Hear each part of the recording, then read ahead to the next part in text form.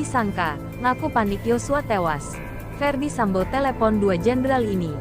Namun sebelum kita lanjut, kalian jangan lupa klik tombol subscribe dan like ya guys, agar kalian tetap update berita-berita dari channel ini. Mantan Kadif Propam Polri Ferdy Sambo mengaku panik usai Brigadir N Yosua Huta Barat tewas ditembak di rumah dinasnya. Sambo mengaku menelepon dua jenderal yang menjadi anak buahnya saat itu dan menceritakan skenario tembak-menembak. Hal itu diungkap Sambo saat menjadi saksi untuk terdakwa mantan Kasubnit Subdit 3 di Tipidum Bareskrim Polri AKP Irfan Widianto dalam sidang perusakan CCTV hingga menghambat penyidikan kasus pembunuhan Brigadir Yosua Huta Barat di PN Jaksel, Jumat tanggal 16 Desember tahun 2022.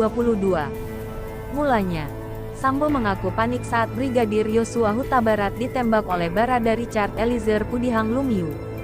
Sambo mengklaim dia mencari cara untuk menyelamatkan Eliezer. Setelah itu saya sampaikan ke Richard, yang tadi saya sampaikan tadi ke Yang Mulia bahwa kalau ini, saya akan bertanggung jawab tapi kamu harus menceritakan bahwa ini peristiwa tembak-menembak, di mana ada teriakan ibu. Kemudian kamu merespons dari atas, Yosua menembak duluan. Kamu balas menembak, kata Sambo. Sambo merancang skenario dengan menembakkan peluru ke dinding seolah-olah terjadi peristiwa tembak-menembak antara Yosua dan Eliezer. Setelah itu, Sambo mengaku memerintahkan anak buahnya menelepon ambulans. Jadi pada saat setelah terjadi peristiwa penembakan itu, saya menembak ke dinding. Kemudian saya waktu itu memang masih panik, Yang Mulia. Saya kemudian sempat memerintahkan driver untuk memanggil ambulans. Kemudian saya masuk ke dalam kembali. Saya jemput istri saya untuk keluar ke rumah Duren 3 untuk menuju ke Saguling, kata Sambo.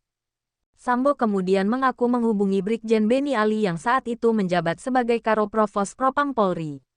Sambo meminta Beni segera datang ke rumahnya dengan alasan ada tembak-menembak yang terjadi.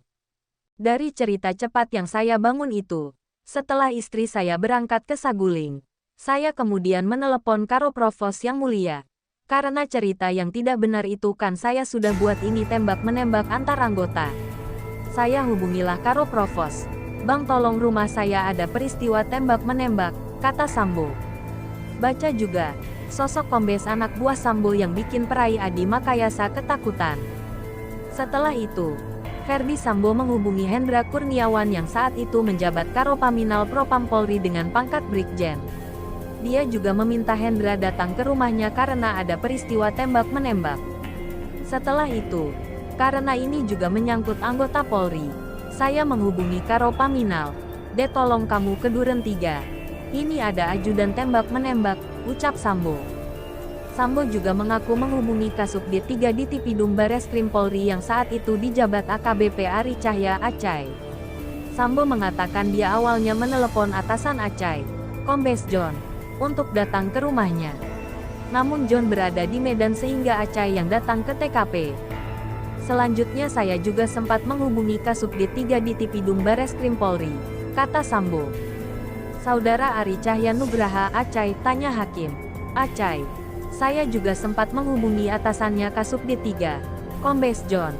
Karena Kombes John ini ada di Medan, dia sampaikan Ari Cahya ada standby. Kemudian saya hubungilah Ari Cahya untuk datang ke TKP, kata Sambo. Sambo lalu meminta ajudannya untuk menghubungi Polres Jakarta Selatan agar melakukan olah TKP di rumah dinasnya.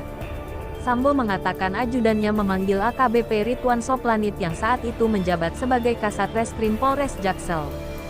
Saya belum tahu kalau Kasat ia ada. Kemudian salah satu ajudan menyampaikan bahwa Kasatnya ada di rumah. Sudah kamu panggil datang ke TKP, kata Sambo. Kemudian kami tunggulah akhirnya Kasat Reskrim datang ke dalam, Ridwan Soplanit. Kemudian saya antar ke dalam. Saya sampaikan cerita tidak benar tadi, Yang Mulia, bahwa ada tembak-menembak. Ada teriakan istri saya. Kemudian terjadi tembak-menembak. Demikian. Kemudian setelah itu kalau tidak salah, Kasat Reskrim memanggil tim olah TKP dan identifikasi dari Polres, sambungnya. Sambo mengatakan Ridwan memanggil anggotanya untuk melakukan olah TKP.